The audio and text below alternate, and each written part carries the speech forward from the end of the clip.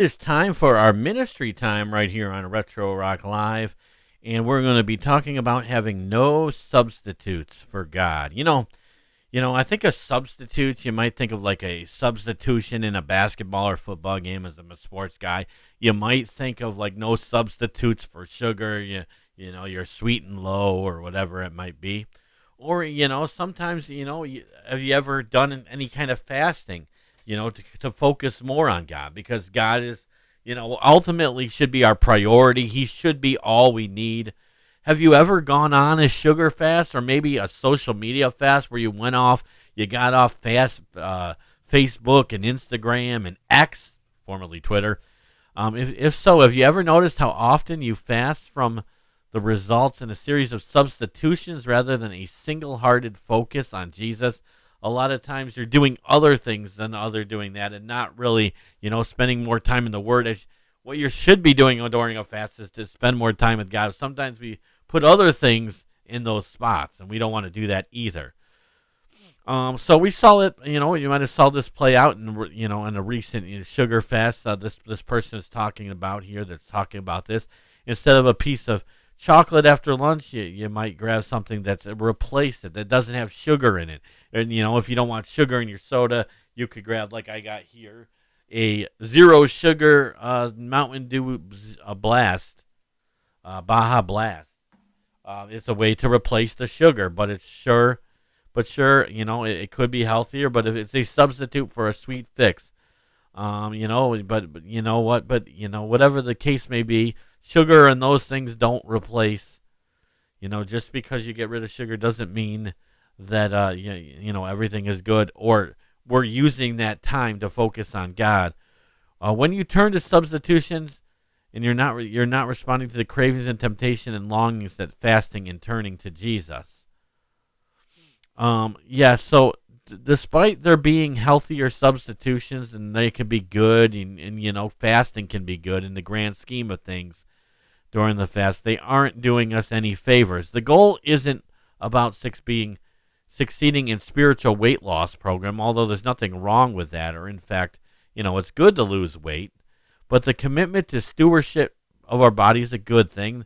The invitation before us is to pursue a deeper relationship and intimacy with God. That's what we're talking about here.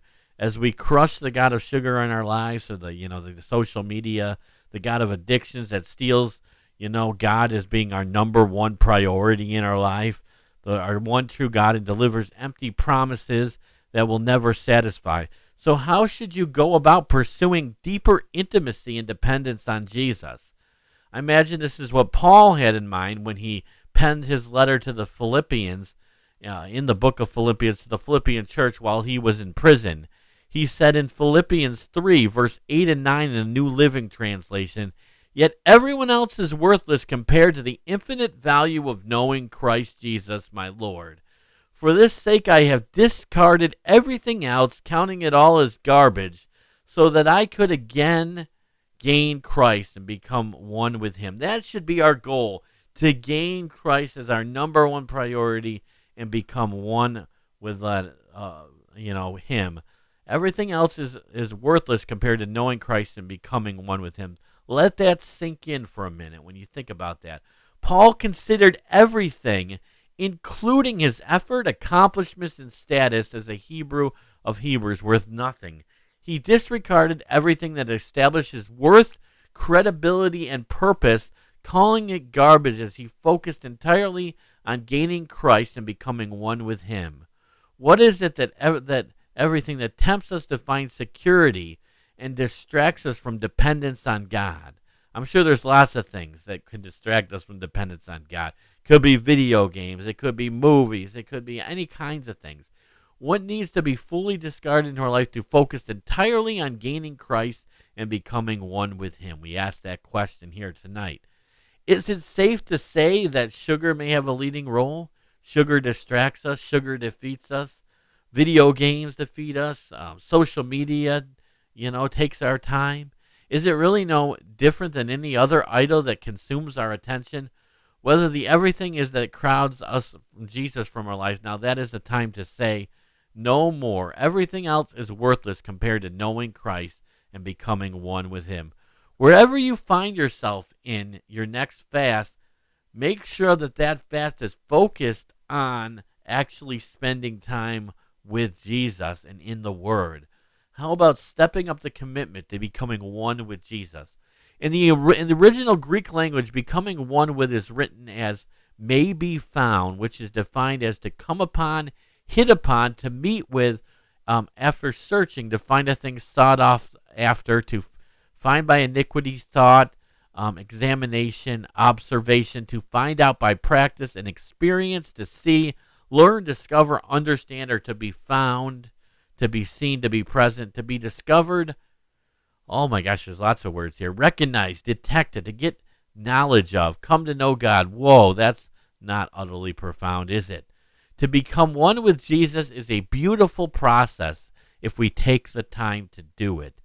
The process of seeking, discovering, experience, understanding, and ultimately knowing Jesus more personally in our life.